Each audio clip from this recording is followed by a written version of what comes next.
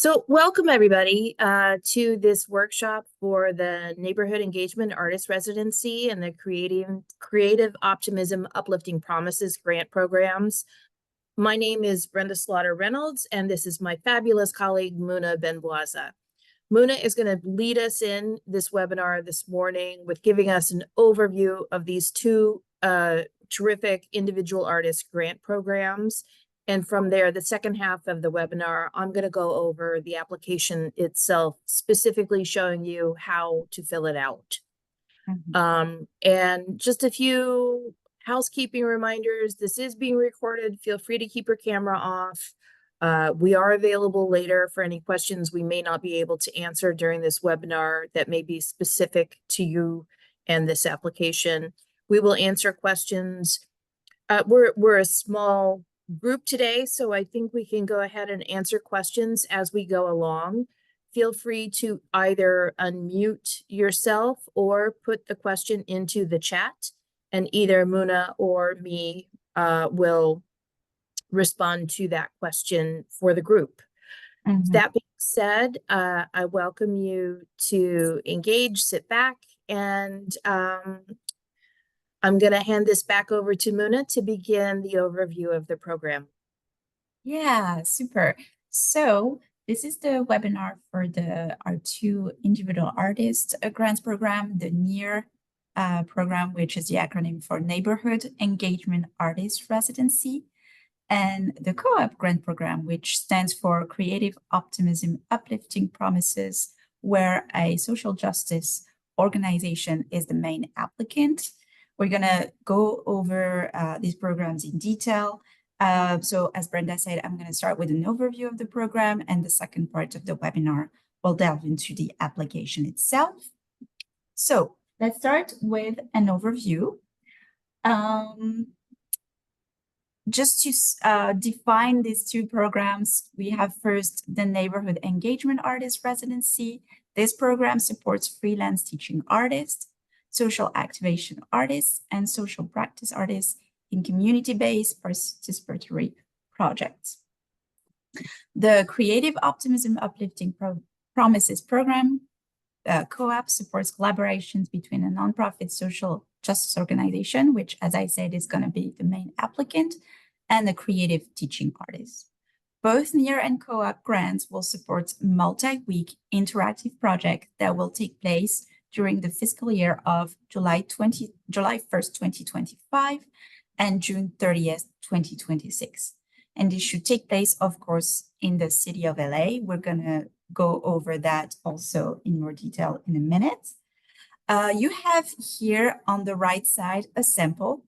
During this webinar, you're going to see a couple of samples of some of the NEAR and co-op projects we've had. And this sample is from our artist in residence, Don Tinling, who runs an HIV writers workshop out of Cedars-Sinai Hospital. And this is the flyer for his culminating event, because a culminating event is required for all the NEAR and co-op projects. And that event should be promoted to the general public. And as you can see, as mentioned, this took place in a hospital, which is a non-arts venue, a very important component for the programs. All right, so now about the goals of the program.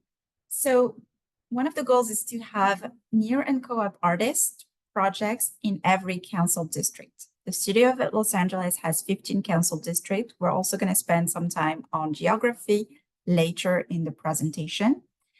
And the other important aspect is for this participatory workshop, we want them to have at least 20 participants for each of these workshops. And the typical number of workshops is 11 sessions, and then you have your culminating event at the end. In the event that DCA receives less funding than anticipated, then we would reduce to 5 sessions with 1 culminating event. But keep in mind, normally it's 11 sessions with one culminating event at the end. The project is a skill building project where at the end the participants present their their creations. And regarding the 20 participants, I wanna just specify that we like them to be the same participants at each workshops. We understand that things happen, but if you can encourage your participants to come to all of your sessions, it's wonderful. We also encourage you to oversubscribe because, again, to make sure you hit that number. And yeah, typically our projects last about 3 months to 6 months. 6 months is the maximum we like to see. We do not encourage projects that take place over 6 months. All right. And then again, they should take place in a non-arts venue, but more on that in a second. I also want to spend a little bit of time on the social justice organization definition. DCA has a very broad definition of a social justice organization. Cause for justice must be in the mission statement of the organization. And the budget size, the organization must have a minimum budget of an annual budget of $100,000. There is no cap, so there is no maximum. This was removed this year, but the minimum is $100,000. They should not be national in scope. They should be local to Los Angeles. So very important there. A few words on eligibility. So all applicants must reside or be headquartered in Los Angeles County, not LA City here. You can live in Santa Monica, Pasadena, West Hollywood, and apply and be eligible to apply. However, your proposed services must take place within the city of Los Angeles in one of the 15 council districts. So that's very important. Applicants who are headquartered outside of Los Angeles County are simply not eligible to apply. The applicants for a near residency are individual artists, or they can be a collaborative duos or a team, and whose community best practices have been largely self-developed and self-directed. As mentioned earlier, we insist on that, the applicants for a co-op residency are social justice nonprofit organizations with an operating budget of at least $100,000. And in the application, as Brenda will show you, the organization will submit an IRS form 990. So you see the distinction. Near residency, the individual artist or the team applies. The co-op residency, the social justice organizations applies and talks about the project that they want to have a teaching artist lead. So on the right, we have another sample. This is the sample from Robin Finn, who this is her culminating event again, and it was a literary workshop celebrating motherhood through the pandemic, taking place at that area. So now a little bit about the funds. So for the NEAR program, if you receive a grant, you will receive $12,000 for the 11 sessions and the culminating event. The funding for co-op is $15,000. $12,000 are again for the $12,000 are again for the teaching artists, and $3,000 are for the organization for any administrative overhead or other costs. The project should be held in publicly accessible facilities unless special permissions is provided by DCA staff in advance, to be in a limited access venue, a domestic violence shelter, juvenile detention camp. So for example, here on your left, you see the flyer for the Christine Suarez culminating event. Christine Suarez works with a very protected group, which is allowed. But please, before submitting your application, please be in touch with us so we can discuss that if you have, a project where you're going to work with a protected group and that might not be open to the public for that. For example, Christine Suarez works with female veterans over at the VA.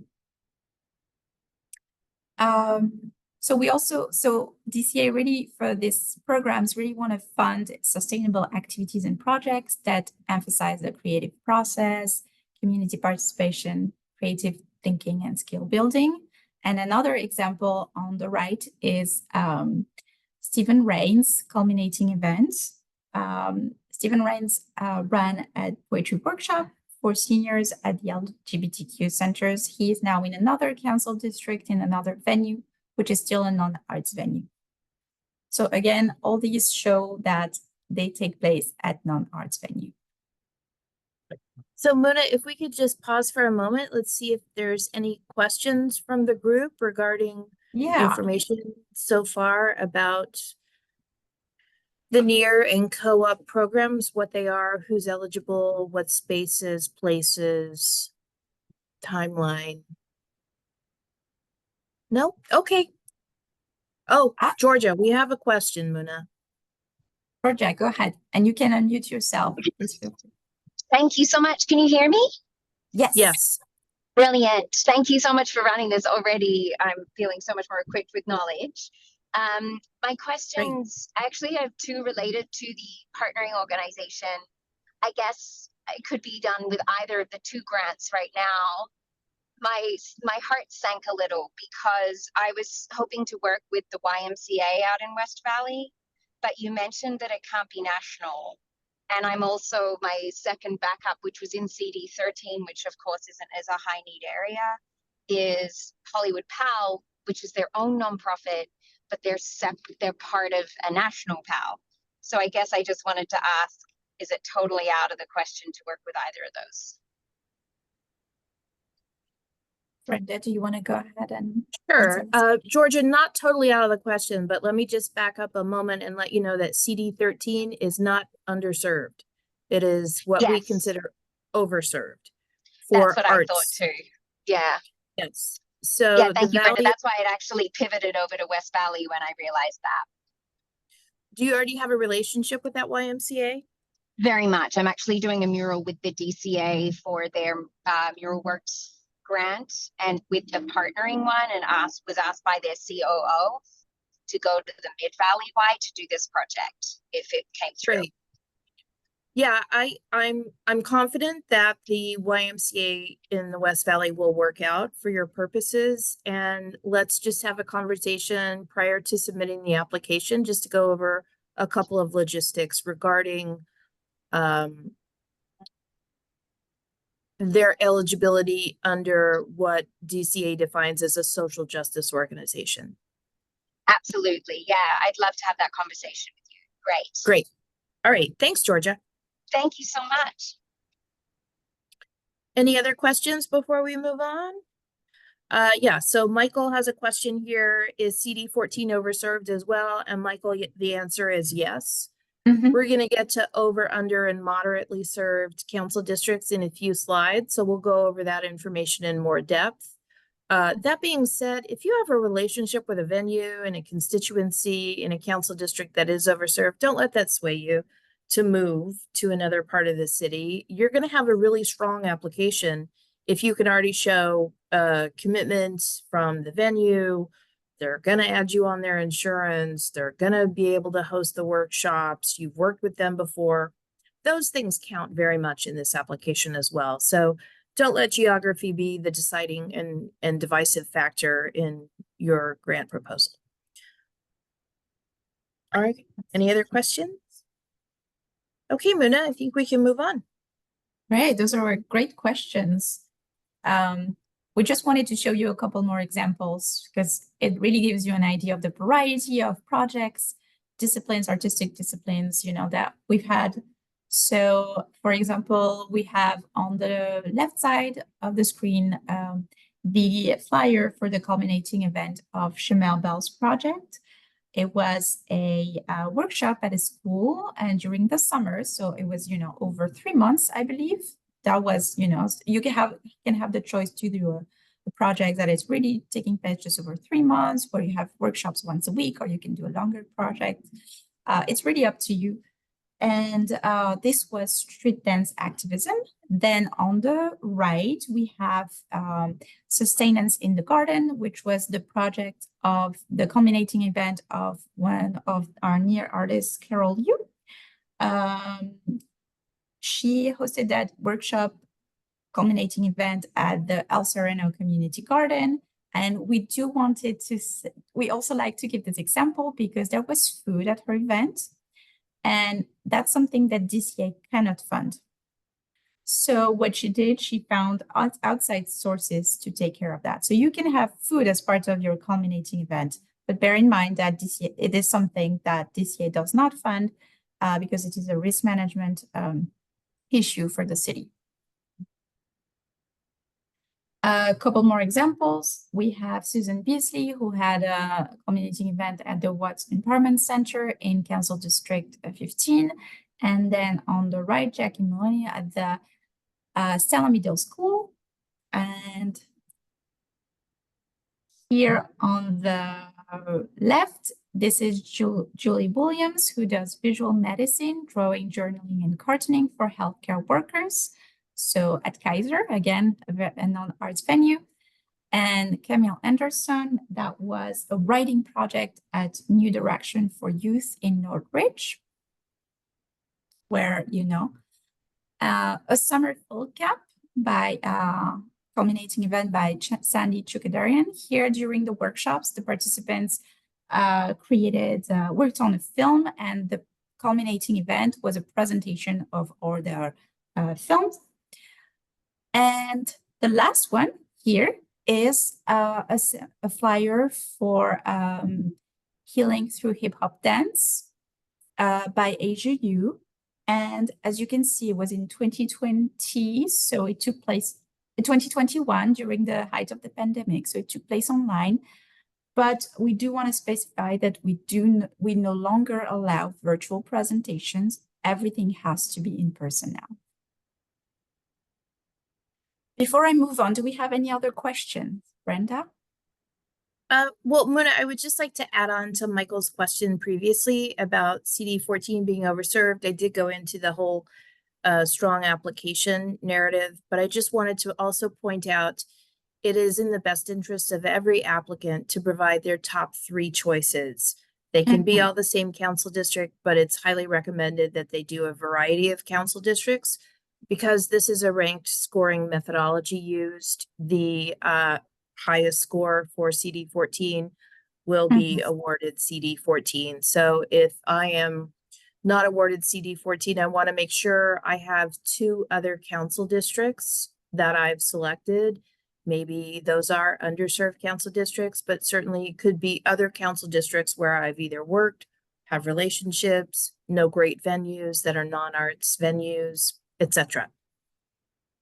Yeah, absolutely. I would emphasize definitely take advantage of you can include 3 venues. Really important to try to do these 3.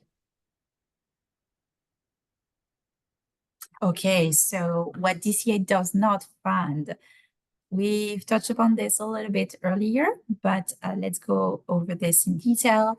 So DCA does not fund events that are close to the public, so in private houses, schools that would not allow, the general public to come for an event. We do not fund the purchase of depreciable assets. So for example, if you're doing film projects and you need materials, we would not fund, if you buy new materials, but we can fund if you rent, rent, lease, that is all perfectly fine. We also do not allow funding for cash prizes competitions because we want everybody to win and get a prize. It's all or nothing. We do not fund travel and food, as already mentioned previously. Projects that are primarily religious in nature is also something that we do not fund. And lastly, yes, we mentioned that public schools project at public schools that do not include at least 14 hours of workshops. And sorry, apologies, my computer is 14 hours of workshops and 1 after school or evening assembly to which the public is invited. So really important, because you can propose a project in a school, although this is not the, this will be given, this will not be given priority consideration, but you must, you must meet these requirements. So a little bit more about the host organization, the host venue. Again, residency projects should take place at a non-arts partner site. The host site should have shared goals with the project and not already provide similar services. Of course, the organization, the venue can be arts friendly. They should be ready to commit to donating time and space and possibly insurance. We cannot, we do not fund insurance, as part of all our grants programs. So you should be in touch with, the prospective venue and tell them about that and see if they can possibly add you as additionally insured, or, you should do some research and see what would be the best type of insurance for your projects. The host venue should also provide safe services in a site that is ADA compliant, really important, and that is for all our grants program. And should also understand how to best coordinate a program that will be attended and should help with the recruitment of individuals. So I just want to give you a couple of examples of some of the non-arts venue that are possible. So you can have social services centers, senior centers, social benefits agencies, community centers, recreation facilities, libraries, youth centers, rehabilitation centers, family resource centers, healthcare facilities, as we've seen, hotels, malls, business centers, science and research facilities, transit centers, and faith-based organization. Again, as long as the project is not religious in nature. So they don't have to be nonprofits, but they do have to be non-arts venues. All right, we had some questions about demographic, geography. And so the DCA's residency programs strive for an equitable distribution of artistic service to the city's 15 council districts. In the past, we limited the co-op residencies to South Los Angeles, but that is no longer the case. Your ranking for funding will be based on a panel score, and our panelists will be incentivized to prioritize, projects that take place in Council District 3, 6, 7, 8, 9, 11, or 12, because those are considered as arts underserved. And then they will be also mildly incentivized to consider projects taking place in Council District 1, 2, 4, 10, and or 14. Those are moderately arts served. And we have here a map of the city where you can see all the 15 council districts. So just to show you, Council District 8 and 9, those are arts underserved. This is South LA. And then you have also the Valley, where you have many of the arts underserved council districts. So 1, 2, 4, 10, and or 15. And then we can put in the chat a link to this map, which is an interactive Google map where you can just type the address and it will tell you in which council district the venue is located. We'll put that in the chat. Again, South LA, Arts Underserved Council District 8 and 9, and the San Fernando Valley is Arts Underserved as well. So I hope this map is a little bit helpful. It is a great tool as well, so do use it. Application components, Brenda is gonna go over these in more detail, but basically the components for the near and co-op proposal, you have a cover page, your general applicant information, then you're gonna provide the information, more information and the proposed host venues. Take advantage and submit at least more than one. And you're gonna also include your project narrative. We'll see them in the application. Please also make sure to attach the following attachments. So the project host letter, which is the letter from your venue, the work samples. Those are your artistic work sample that should show you in action, leading a workshop that should show interaction with your student participants, also interaction at the culminating event. Those are great types of artistic work samples because the panelists will want to see you in action. Also, your resume, the resume of your collaborating artist. The resume should show at least 2 years of experience working, teaching the workshop that you intend to teach for this program. And again, all your collaborating artist resume should be included if you are doing a project that is a duo project or a team project. And project budget, it will be very important to include because it will give the panelists a sense of how you are going to use the funds. Are you going to pay yourself? Are you going to pay the other guest artists, the materials? So please submit a detailed project. There is a template provided in the application. So it's fairly easy to do, but do include as many details as you can. And then lastly, the supplementals E are optional, but strongly encouraged because the most competitive proposal do include this. So some example of supplementary materials are letters from your students, reviews, articles in the press, any news coverage, etc., etc. The timeline now, and then before I turn it over to Brenda.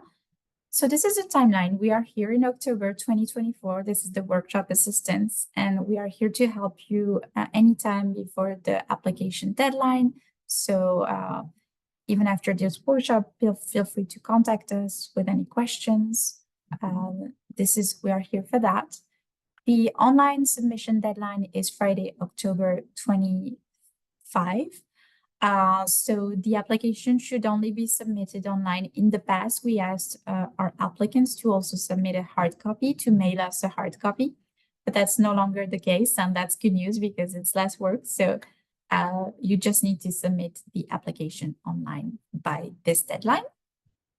Then, as you can see, you won't hear from us for a long time until May, June 2025, because in the meantime, this is when panels are taking place. The annual city budget is allocated. So once the city budget is allocated, typically late April, we will be in touch with you in May and notify you of the results. And then if you are awarded a grant, the contracting process will start where, you fill out the forms to have a contract with the city. And then your proposed services will take place anytime between July 1st, 2025 to June 30th, 2026. And again, we prefer services that take place no longer than 6 months. Okay, so this was the overview of the programs. And maybe before we go over the application, I want to give the opportunity to our participants for questions about this first part. And then Brenda will show you how to access the application and the components of it. So are there any questions about the overview?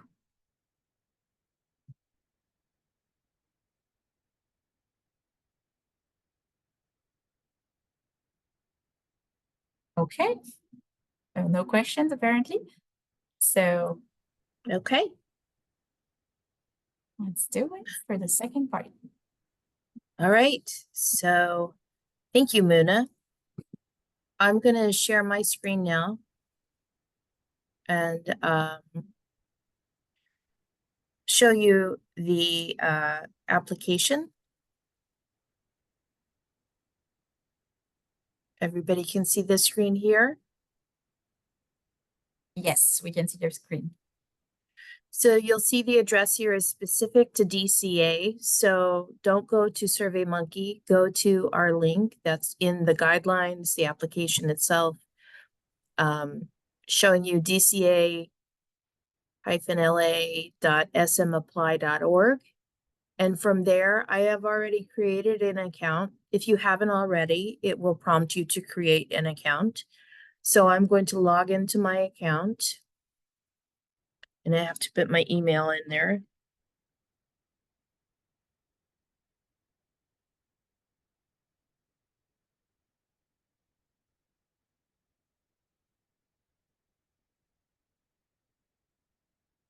Gonna log me in. Whoops, maybe.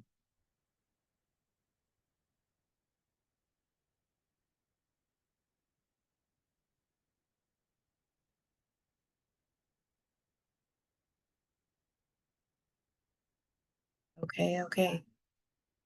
Oh, all right. Sorry about this, guys.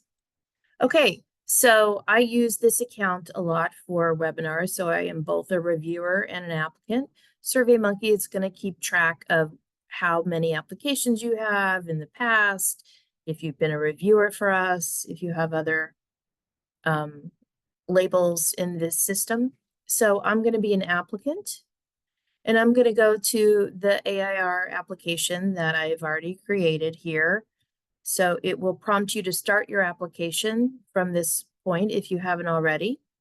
So I am in my proposal now, and I'm going to show you on the left-hand side here, it's going to give me a green check mark for everything that I have already completed. So I'm going to move through each element of this application and show you exactly how the application is structured. And feel free to chime in, unmute yourself, ask questions as we go along. You can also put it into the chat. I'm happy to answer anything as we go through this. Since we're a small group, I think that's appropriate. I won't wait till the end here. So we can see first here, this proposal is 3 pages long and consists of 3 main elements: cover page, project info, proposed venues, project narrative, and certification. We each year try to streamline this, make it easier than the last year. So we always welcome feedback at the end of the application on this process. So here I am. I'm entering my proposal type, and I am not a social justice organization. I'm an individual artist. So I'm selecting co-op. I'm a freelance artist, and I am using the moniker Susan Ross. I am Susan Ross here. If you have a professional name that you go by, that's where this would go in item number 2. There's contact information we need to both contract and get a hold of you. So it asks for mailing and residential address. It also asks me where I'm located in the city. If it's the county, I would put elsewhere. There's a drop-down menu. It will give you choices, and you can select that way. It also asks for your email, your website, and it wants the project name. So your workshops are typically going to be themed. They're going to be skill building. They could be in the performing arts, the visual arts, dramatic arts, any specific art form that you have. It's going to be themed. You can give it a name. You can just give it a topical theme, but we want to know what is the request for funding? What's the substance of the workshops? And so from there, it's going to ask your start and end dates. So as Muda said, 3 months is typical for 12 workshops. It's 11 workshops, one culminating event. The reason for that is we are a municipal funder, and these are public-facing monies that have to be available to the public to receive arts and cultural services. So through this grant program, you're providing arts and cultural services all over this city where arts aren't already existing. That's the point of the non-arts venue. We are a city of nearly 500 square miles and 4 million people, divided up into 15 council districts. And then from there, Department of Cultural Affairs has understands the nature of arts and culture in each council district. And to that end, we have overserved, highly served, middle, and underserved. South LA and the Valley are typically always underserved. So if you have any connections in those areas, that's where it is incentivized that you provide services. So I've said that my project's starting in October, ending in December 23rd. I'm going to have a guest artist come in to teach a specific element in my workshops. So I've listed them here. I have a minimum of 20 participants. I've listed 40 here. I'm very optimistic that my workshops are going to be popular, and I'm going to make sure my venue can hold a large amount, and I'm going to go for it. I'm going to have a big turnout at the end of 80 people. That's a required element. The culminating event isn't necessarily a friends and family showcase. It is intended to be a public-facing event where you can invite the public. We did go over a couple of workshops that take place in venues where the general public is not readily welcome. And these are because the populations in those venues are in fragile or protected communities. And so those applications do need to be run by us first before they're submitted, so that we can fully explore those options at panel during the discussion of the applications. So my first venue here I've selected is Our Lady of the Valley Catholic Church. I know they have a huge auditorium center. I can use it. I am familiar with this venue. I have I know I can get a venue letter from them, and this is going to be just perfect because this is in Council District 3. This is deep in Canoga Park in the Valley. I know the community. I know I'm going to get 40 participants. This is a win-win. This is my first choice. I'm leading with my first choice because it's the strongest connection I have.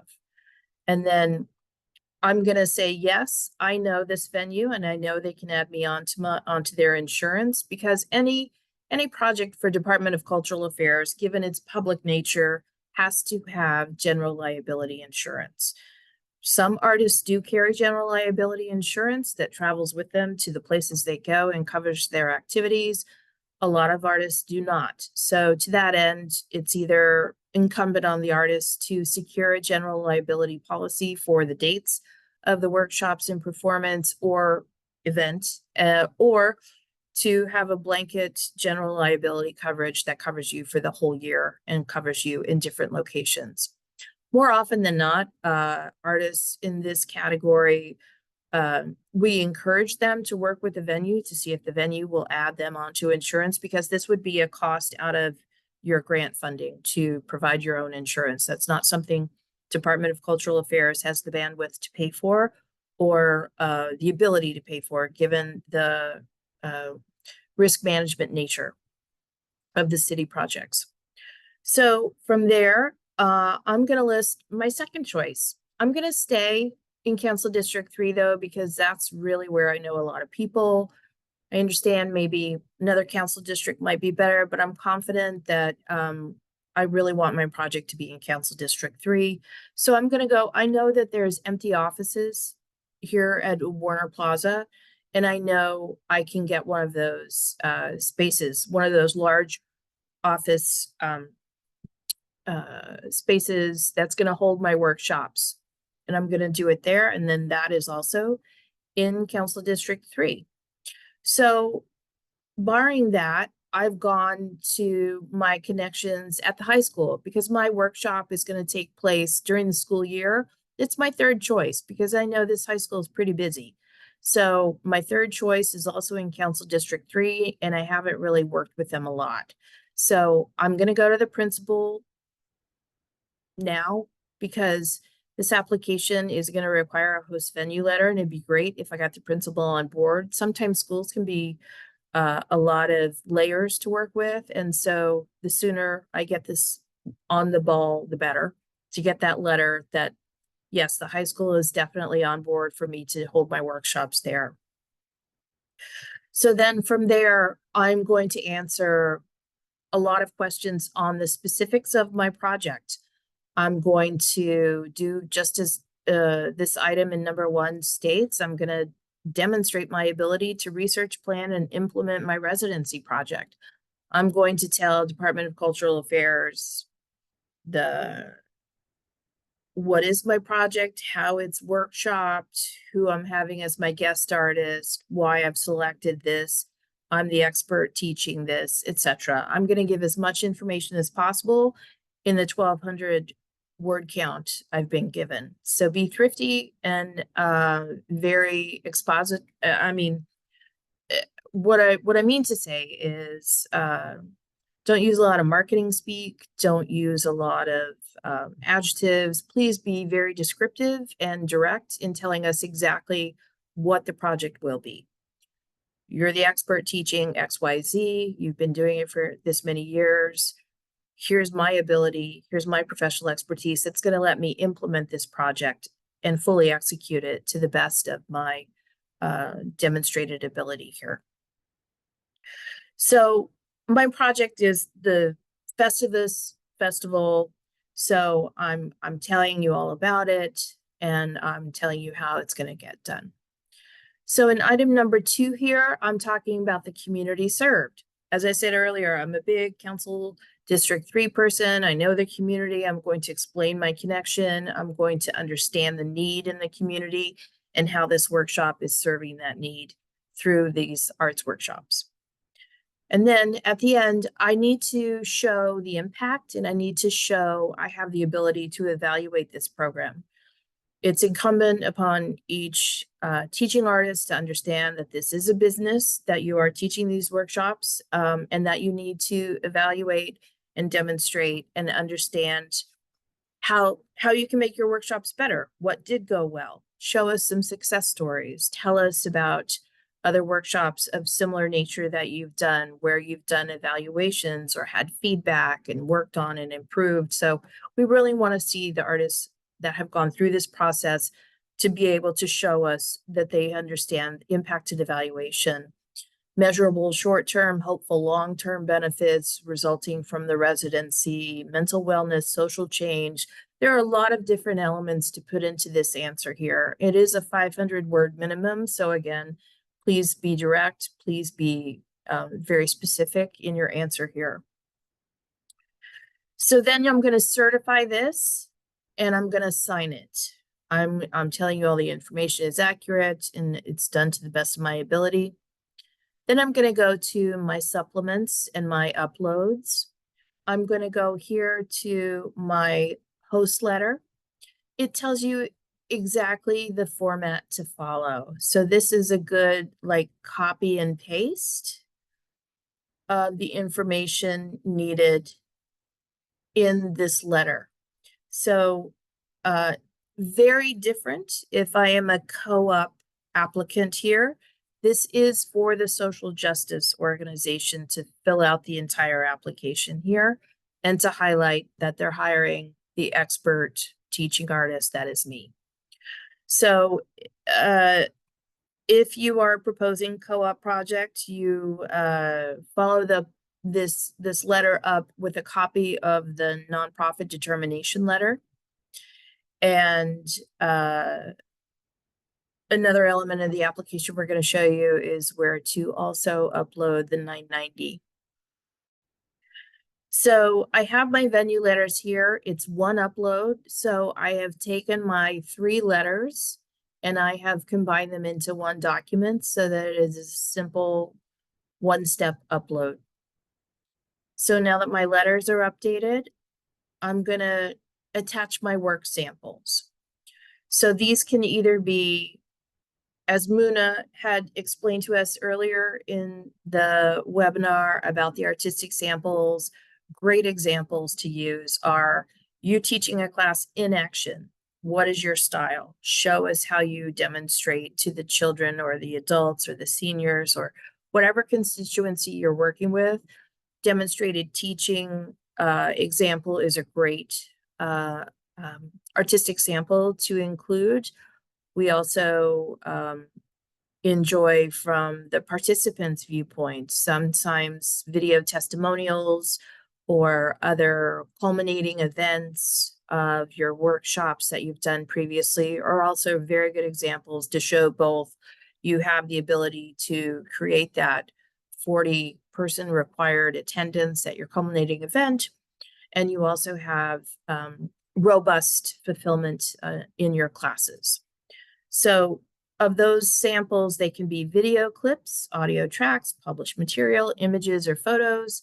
One other note here is if you do work with an artistic discipline that by its nature is a moving image, do not recommend that you submit still photos. So please follow along the path of your chosen discipline to best demonstrate it through whatever method given these choices. So applicants can submit either 3 links or 10 images. Unfortunately, you cannot do both.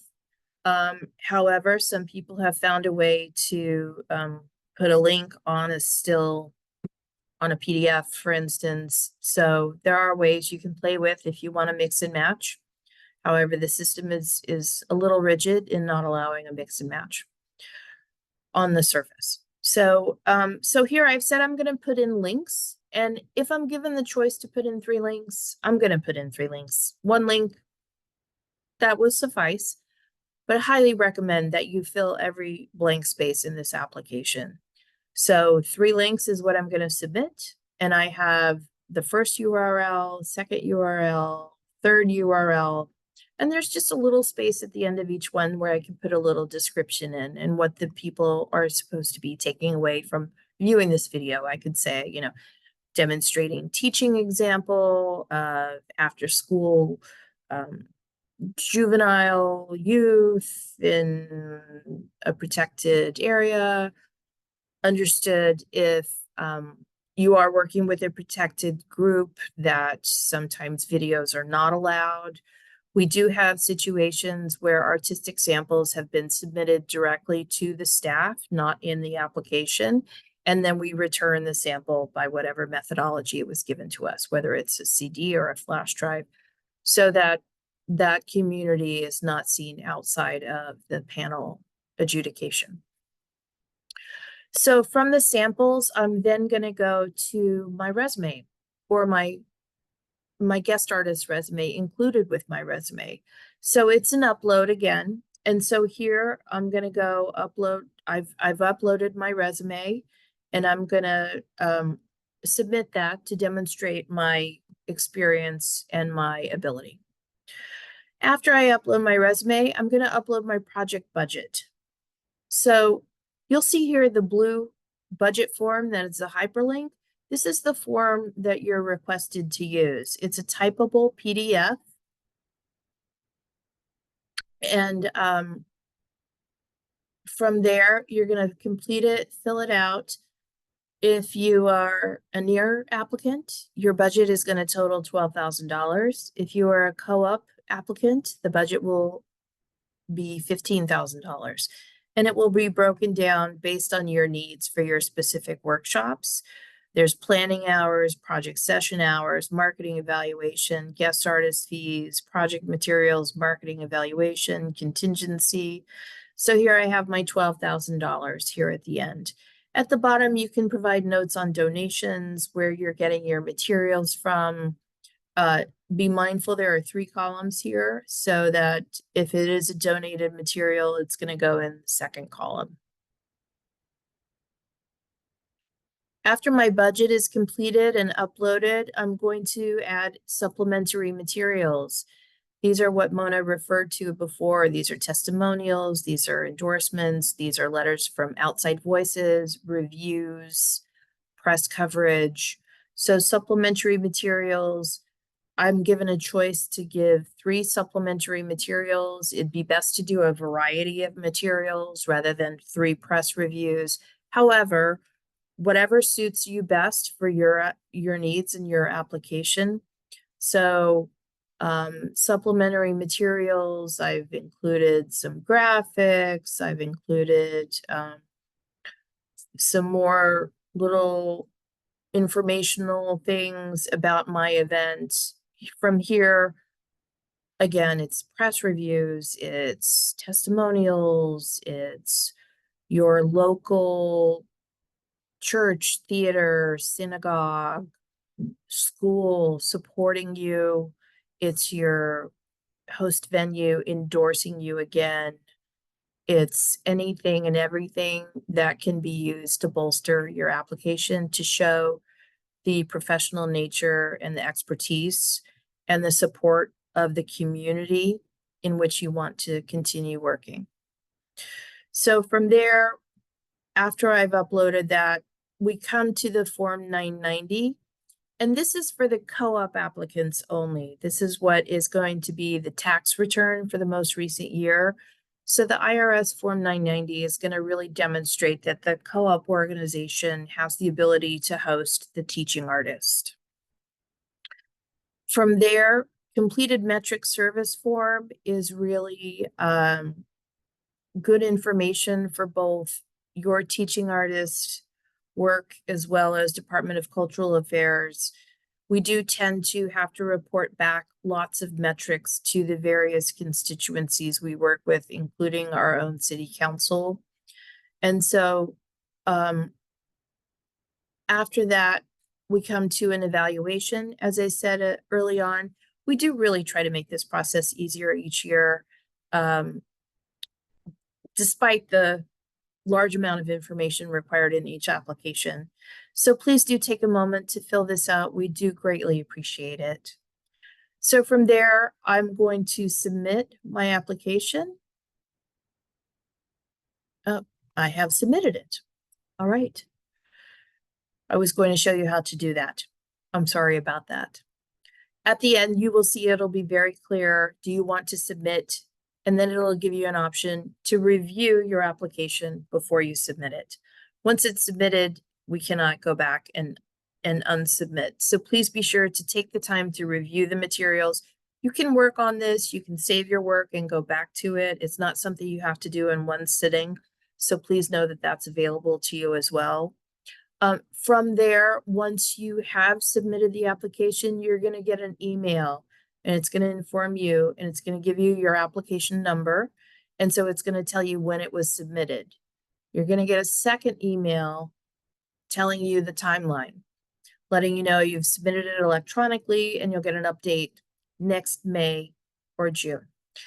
That long time period is what, as we broke down in the little timeline, we have to audit, then we have to send the proposals to panel. From there, the city budget needs to get finalized. And only after the city budget is finalized does Department of Cultural Affairs understand the monies that they have to allocate toward grant programs. From that point, that's April. Then May, June, the contracting happens and the projects and the contracts always start July 1st with the start of the city's fiscal year. So your application today results in work that couldn't start before July 1st of 2025, but could continue and should be completed by June 30th, 2026. So we're really doing a large forecast ahead of time. And I thank you for thinking about this all ahead, because those venue letters and other elements are very important, and we do really appreciate the time taken to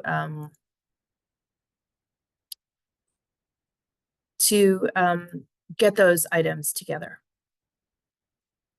So I'm going to pause now for questions, concerns, ideas. Yeah, thank you, Brenda, for this great overview of the application components.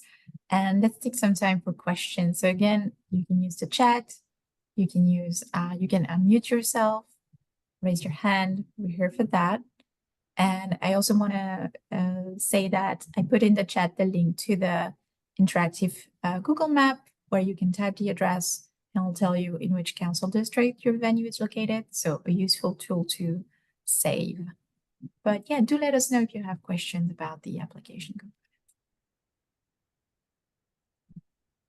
Okay. Jasper has a question. Okay.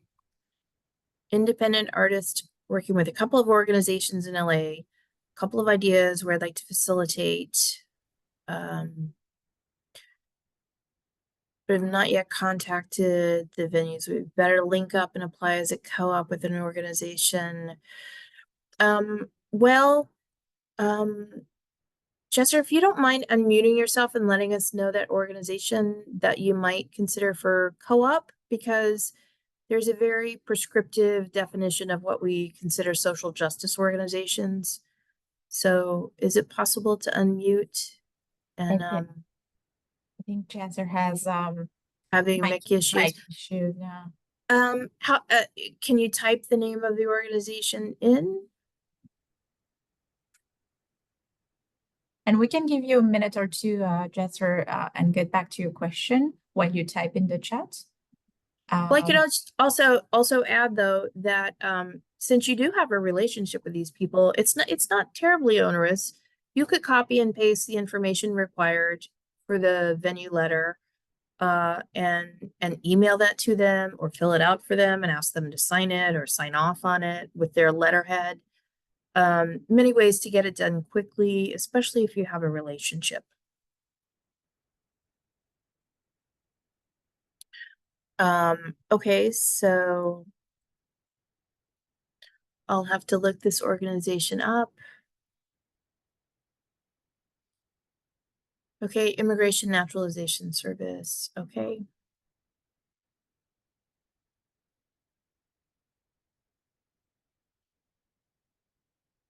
Right, and so if you would like to request that they create the application on your behalf and name you as the teaching artist, there's a few things I think you would need to know from them.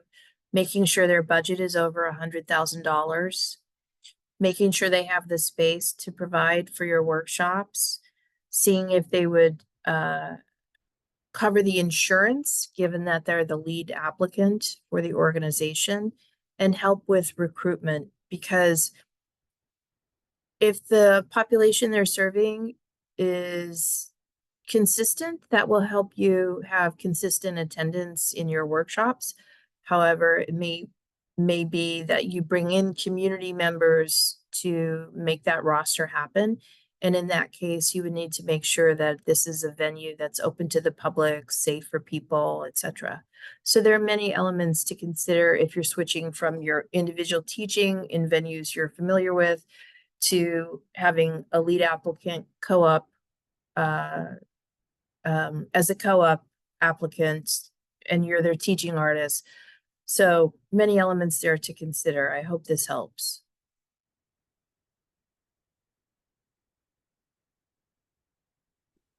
Great. So please be mindful that we are a municipal funder, and so that things like defining social justice organizations for us are quite necessary given the broad nature of what that could mean. And to that end, we have a very prescriptive revenue that they have to adhere to be a large enough local organization. Things like the Boys Club, Girls and Boys Club, YMCA, certainly in consideration. So check in with us for more information on that before submitting from those organizations. There are plenty of non-arts venues. Muna read a whole list of non-arts venues also available on our website. So go into your community, take a look, see what you find. Yes, Mary Lynn, would you like to unmute yourself?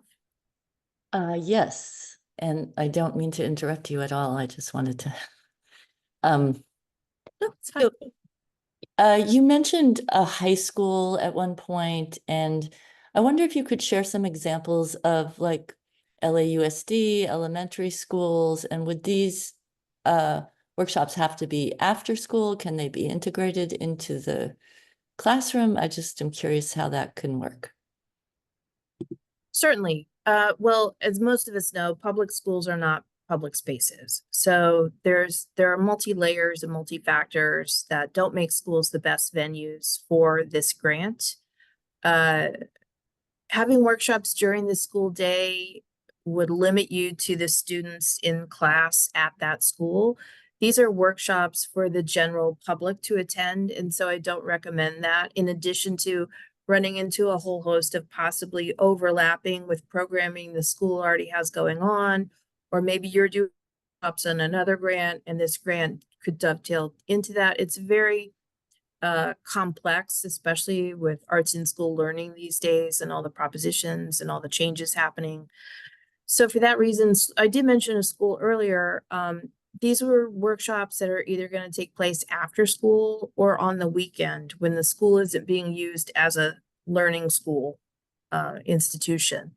So it is a space more available to the public. I wouldn't say it's the best choice because we have a hard rule. It has to be something Muna and I can walk in off the street and go attend or participate in.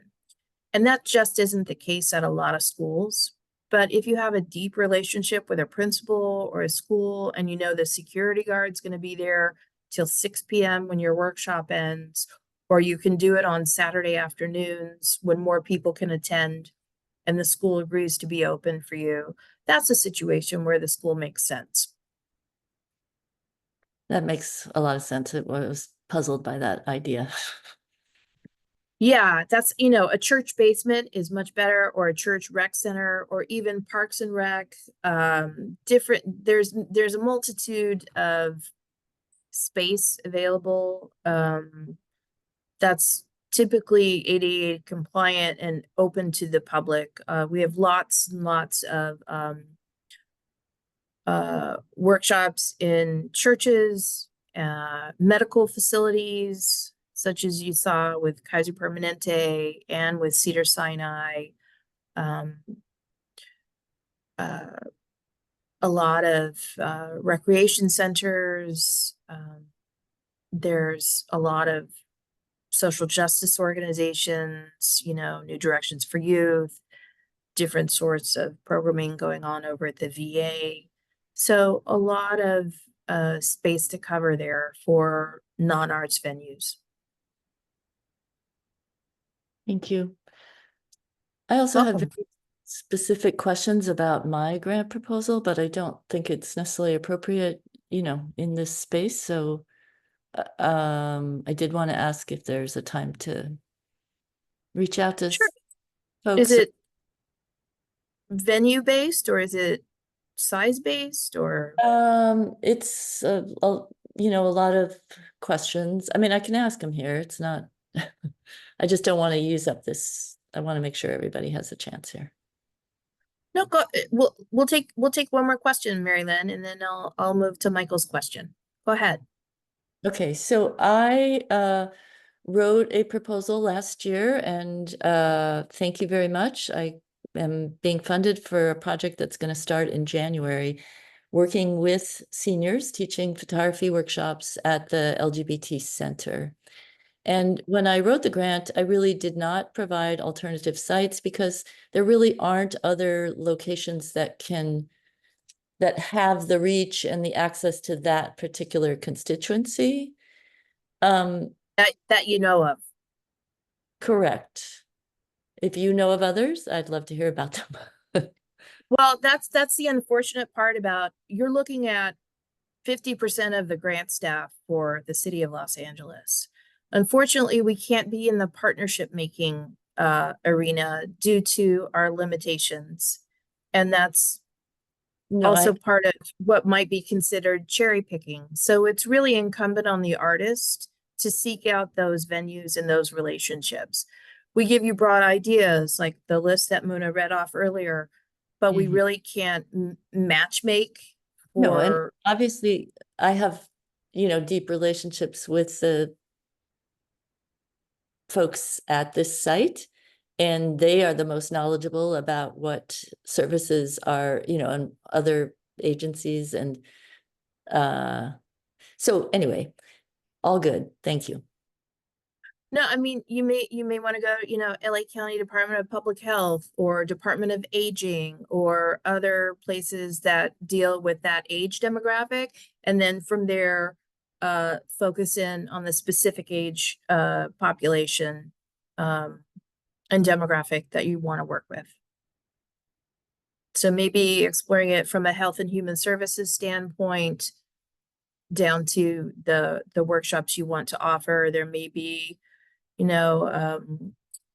at the Woodland Hills Motion Picture Home, there may be a gay and lesbian senior group that gets together once a week or something. There's other ways to explore how to reach your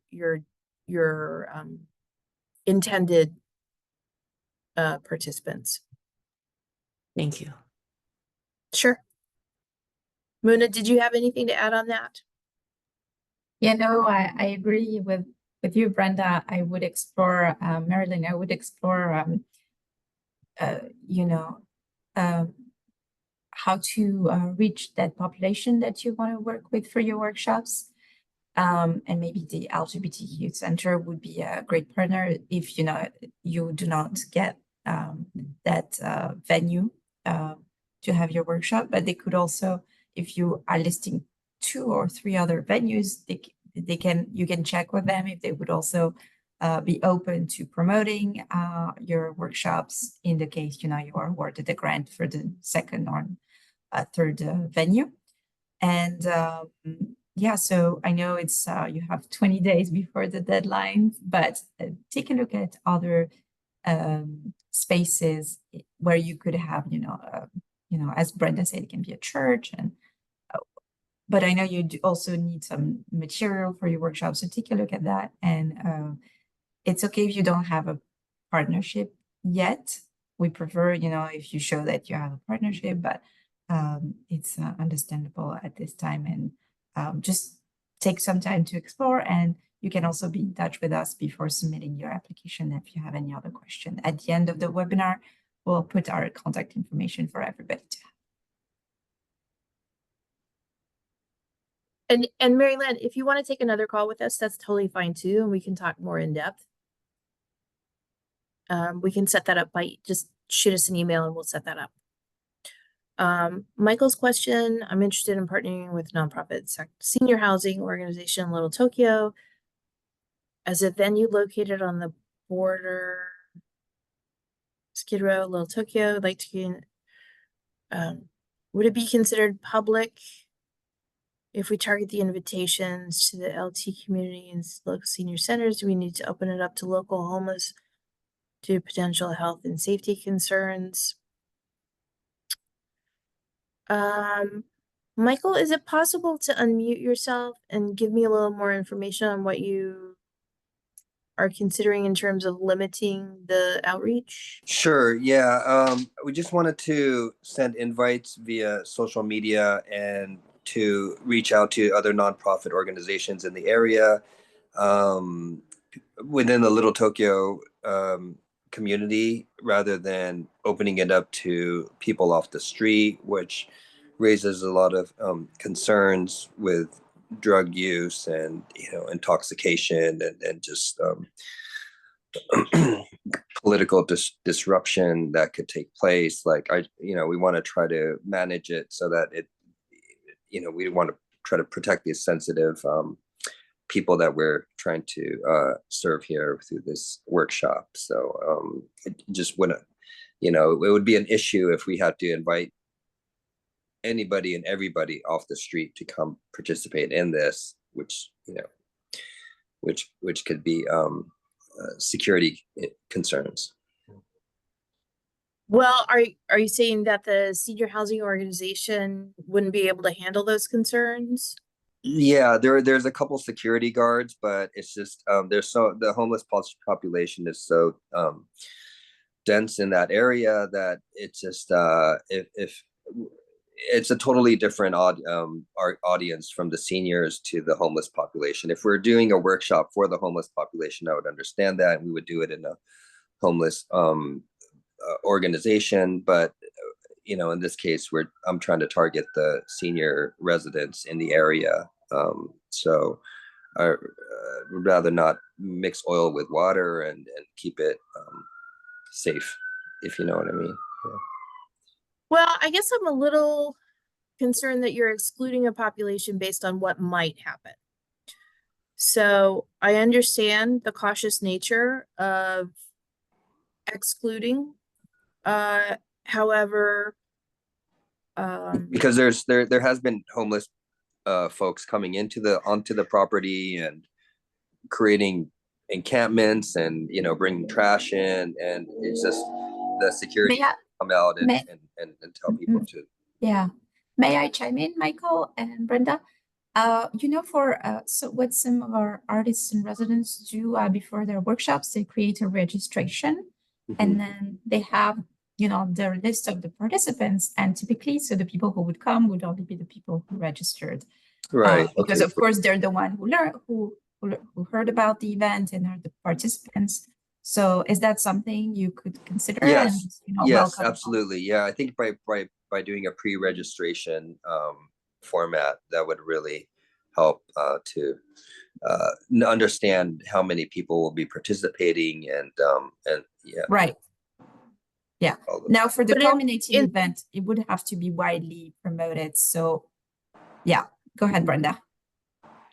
No, Muna, sorry. I was just gonna add that in that invitation to register, that the public, everyone be invited to register. You could put further limitations on it, like if you miss the first session, you're not allowed to continue. Or so you need to make your registration very clear that this is an ongoing program and that participation is required in each session.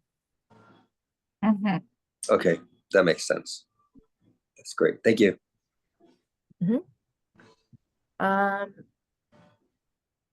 Examples of non-arts venues. Okay. Any more questions? We have a couple more minutes before the end of our webinar, so feel free to take advantage of this time.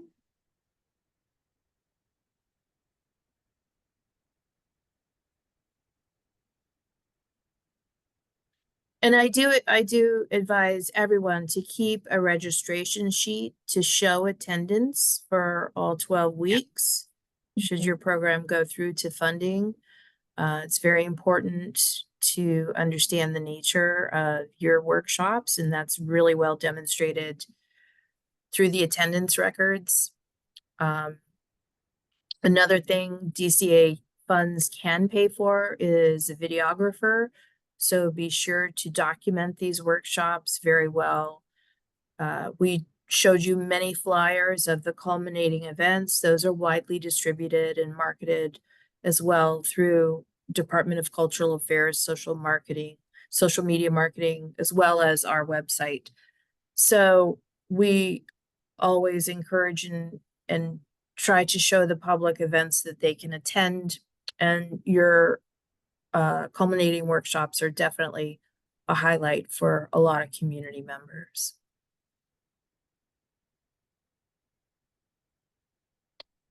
So you've done a great job showing up here today. Thank you for your time. So we are available after the workshop for any questions. You can reach us through our website, through the DCA email that you received your registration for today's workshop. Yes, thank you, Jessar. I'm glad you recognized my Festivus reference. I appreciate that. And so that being said, there may be questions that come up along the way you didn't think of today. Please feel free to reach out. We are always available. Whether it's a venue related